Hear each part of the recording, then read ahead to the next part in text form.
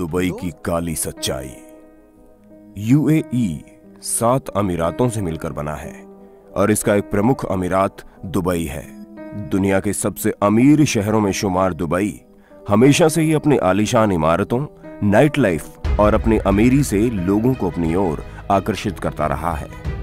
Dubai के लोगों की लाइफस्टाइल और यहाँ की गगनचुंबी इमारतें हमेशा से दुनिया को अपनी ओर आकर्षित करती आई हैं।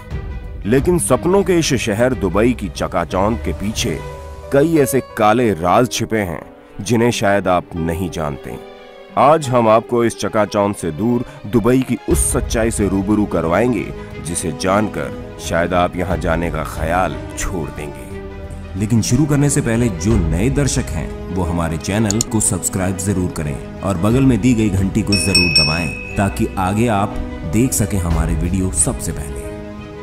दुबई की गगनचुंबी इमारतों और मॉल्स को देखकर आपके दिमाग में पहली बात जरूर इनकी खूबसूरती आती होगी, लेकिन क्या कभी आपने सोचा है कि ये इमारतें आखिर बनी कैसे हैं? जी हाँ, पलक झपकते तो बन नहीं गई होंगी। इन इमारतों को बनाने के लिए भारत, पाकिस्तान, बांग्लादेश जैसे देशों से गरीब लोग 4 पैसे से ज्यादा कमाने के लालच में यहाँ पहुंच जाते हैं, जिसका फायदा यहाँ के अमीर लोग उठाते हैं।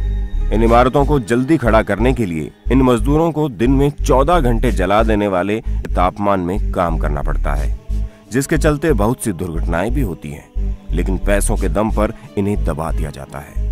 इन मजदूरों के रहने की जगह भी बहुत खराब होती है। 2 लोगों की जगह पर 10-10 लोगों को ठूस ठूस कर रखा जाता है। इसलिए गगनचुंबी इमारतों और शेखों की तारीफ करने से पहले आप एक बार उन मजदूरों के बारे में भी सोच लेना जिन्होंने इन्हें खड़ा करने में मुख्य भूमिका निभाई है या फिर अपनी जान गंवाई है। खाड़ी देशों में ये बात देखी गई है कि यहाँ पर रोजगार के लिए लोगों के साथ काफी दुर्व्यवहार किया जाता है। कई लोग एजेंट्स के चक्कर में फंस जाते हैं और जब दुबई पहुंचते हैं तो उनके मालिक इनका पासपोर्ट जब्त कर लेते हैं और उसके बाद ये अपनी मर्जी से वापस नहीं लौट सकते। इसलिए अपना पासपोर्ट हमेशा अपने पास रखें और किसी को भी इसे ना दें, अन्यथा आप बहुत बड़ी परेशानी में फंस सकते हैं। ऐसा ही हुआ मुंबई की फरीदा बेगम के साथ। इनका मालिक इनकी 3 महीने की तनख्वाह दिए बगैर अपनी दुकान बंद करके और उनका पासपोर्ट लेकर फरार हो गया। वो ना तो अब मुंबई वापस जा सकती है और जब तक वो स्वीकृत अवधि से अधिक समय तक ठहरने का 29,000 दिराम का जुर्माना नहीं चुकाती, तब तक दुबई में कोई भी नई नौकरी भी नहीं कर सकती। अब उन्हें गिरफ्तारी का डर सता रहा है। फिलहाल वो एक भारतीय परिवार की शरण में है। आप खुद सोचकर देखिए कि उस महिला पर क्या बीत रही होगी।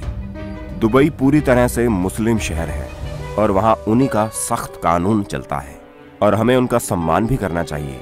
इसलिए हम मानते हैं कि अविवाहित मर्द और औरत होटल के किसी कमरे में साथ नहीं रह सकते और बिना शादी के सेक्स नहीं कर सकते। लेकिन यहाँ कानून इतने सख्त हैं कि पुरुष महिलाओं के कपड़े नहीं पहन सकते और बदन में कसे हुए कपड़े पहनने की भी मनाही है। एक दूसरे का हाथ पकड़कर भी नहीं चल सकते।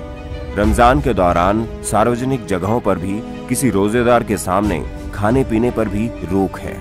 एक ब्रिटिश नागरिक को दूसरे कार ड्राइवर को उंगली दिखाने के इल्जाम में जेल में बलात्कारियों और खूनियों के बीच ठूस दिया गया।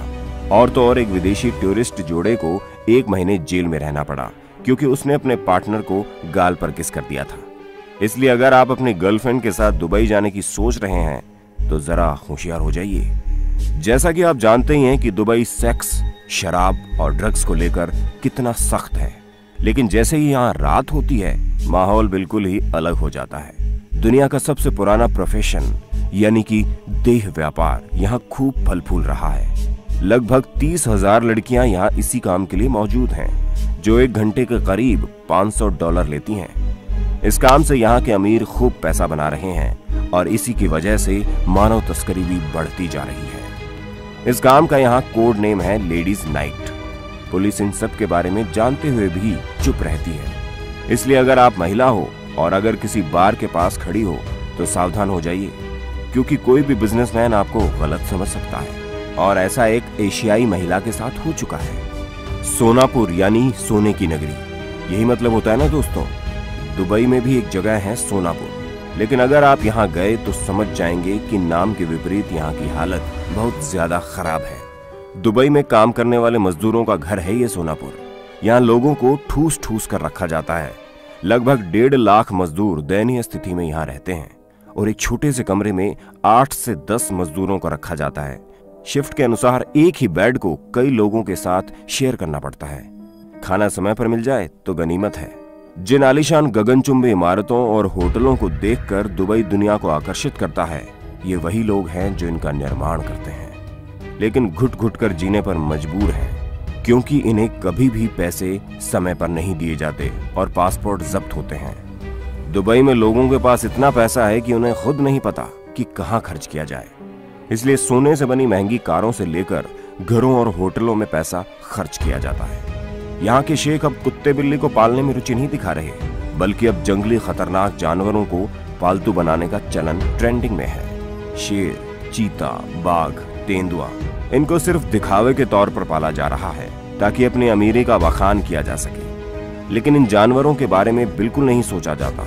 इन जानवरों को जंगल में अपने नेचुरल हैबिटेट में जीने का हक है और यही प्रकृति का नियम है। और इसके अलावा दूसरों को जान का खतरा भी अक्सर बना रहता है, सिर्फ इनके बेतुके शौक के कारण। ऐसी ही बहुत सी और बातें हैं, अगर जिनकी बात करने बैठ जाएं तो सुबह से शाम हो जाएगी। जैसे पीने के पानी का दुरुपयोग करना। 40 लाख गैलन मीठा पानी तो सिर्फ गोल्फ के मैदानों को हरा रखने में लग जाता है। यहाँ जातिवाद के हिसाब से नौकरी और पैसे दिए जाते हैं। जैसे नॉर्थ अमेरिकन और यूरोपियन लोगों को एक ही कंपनी में एक ही जॉब के लिए तीसरी दुनिया के लोगों से दुगने पैसे दिए जाते हैं। आपको दुबई में फ्री स्पीच की आजादी नहीं है। पुलिस और सरकार द्वारा ऐसे लोगों की आवाज को दबा दिया जाता है। दुबई प्रगति के नाम पर वातावरण से खिलवाड़ कर रहा है। तो दोस्तों, दुबई की चकाचौंध में खोने से पहले ये कुछ ऐसे काले सच थे जो आपको जरूर जानने चाहिए।